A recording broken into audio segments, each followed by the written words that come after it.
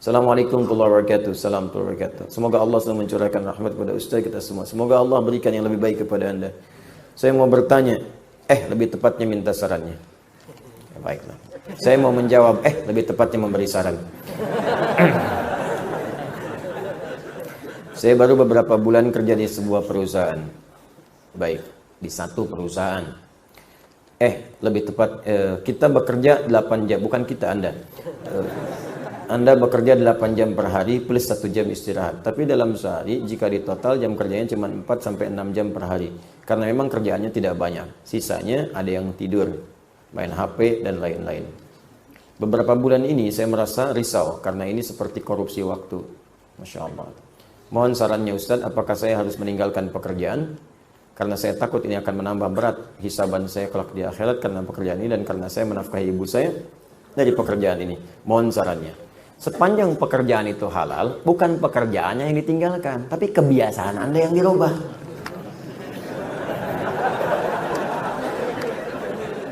Karena belum tentu mendapatkan pekerjaan yang seperti itu juga.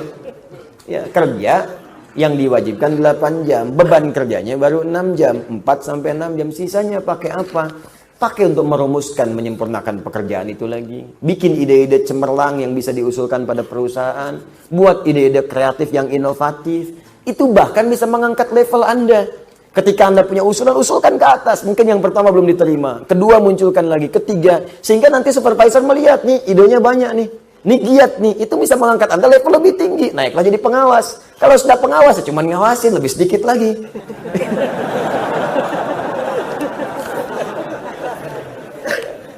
Bisa jadi pakai apa? Ya pakai untuk ibadah di situ, baca Quran. Setelah itu minta berdoa, ya Allah berkahi pekerjaan saya. Berikan rahmat kepada perusahaan saya. Ya Allah bimbing kami supaya bekerja jalan yang halal. Gunakan untuk ibadah sisanya. Imma Anda membuat ide-ide kreatif, atau Anda coba deteksi apa nih pekerjaan untuk besok. Siapkan lagi. Itu yang dimaksud ayat fa'idza faraghta fansab. Jika telah selesai yang sekarang, siapkan buat yang nanti. Saya membiasakan rumus Quran ini sejak belajar. Saya mau belajar ke Timur Tengah, bahkan saat lulus pesantren, ya sebelum ke Timur Tengah saya mampir dulu ke satu kampus di Fakultas Dirasat Islamiyah di UIN, Syarif Hidayatullah. Itu sebelum saya masuk, saya pengen dulu bahkan ke Madinah, ke Jamiah Islamiyah. Ya, sejak kelas di 2 SMA, setara itu, 2 Aliyah, di pesantren Darul Arqam, itu saya sudah ikut daurah. Daurah pelajaran yang akan diajarkan di Madinah. Saya kumpulkan semua pelajaran-pelajaran itu. Mana buku-bukunya? Bahkan saya tanya siapa yang ngajar di sana. Saya kenalan dengan guru-gurunya. Ada Syekh Faiz, Syekh Sultan, ya Syekh Afifi dan sebagainya. Saya kenalan, saya pelajari sebelum berangkat. Ya, saya pelajari ketika akan mampir ke Ciputat, karena waktu sudah dikasih rekomendasi, itu sudah siap semua ikhtiar manusianya, insya Allah sudahlah selesai semua. Bahkan diberikan tanda tangan oleh orang yang kalau kata orang di Timur Tengah itu dilihat tanda tangannya nggak akan dilihat berkasnya, terimanya. Semua udah ngasih. Tapi perhatikan, ketika Allah berkehendak, maka tidak ada yang bisa mencegah kehendaknya. Terjadilah bom Bali itu. Maka dihapus kuota beasiswa pada saat itu.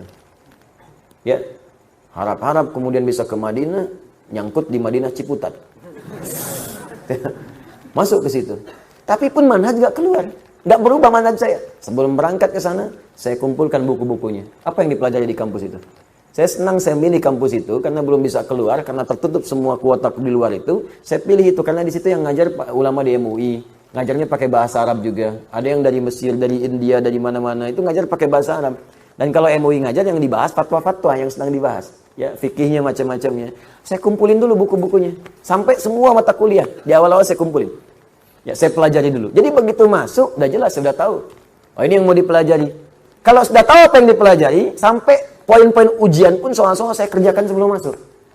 Saya udah paham, oh ini gurunya ini, kebiasaannya ini senang begini, ini senang begini, ini senang jawaban begini. Jadi kalau ada guru yang senang jawaban pendek, gak usah panjang-panjang. Panjang-panjang malah 0 nilainya. Senang pendek ya pendek, panjang ya panjang. Ya itu, kalau sudah seperti itu selesai. Apa yang saya kerjakan? Saya bisa isi waktu saya, pergi ke perpustakaan, bikin catatan, baca lagi, kembangkan lagi, nulis lagi. Kadang saya nulis sendiri, bikin soal sendiri, kerjain sendiri. Demikian, akhirnya itu yang kita isi dan selesai, manfaatnya terasa. Ya begitu kemudian datang di pertengahan, datang undangan ke Libya, saya berangkat kemudian ke sana secara singkat, sama persis saya pelajari juga. Dan hemat waktu saya banyak, akhirnya saya bisa ke perpustakaan, Saya petakan di perpustakaan, bisa menulis, bisa macam-macam, kumpulkan. Dan ternyata Allah sangat indah memberikan takdirnya. Ya, harap-harap ke satu tempat, Allah tempatkan ke tempat lain dulu untuk belajar ke tempat-tempat lain yang lebih luas. Dari Libya kalau libur bisa ke Mesir, talaki ke Syekh Azhar langsung belajar ke beliau, ke Tunis juga berangkat, sempat juga ke Saudi juga, masuk ke Ummul Qura juga, lihat juga sekitarannya. Jadi hampir semua tempat dengan skala madzhab itu saya belajar. Akhirnya harap-harap dapat satu, diberikan lebih daripada itu. Balik lagi. Maka fa'idha faraghta fansab wa ila rabbika farghab. Jadi bukan ditinggalkan pekerjaannya, tapi dirubah kebiasaan.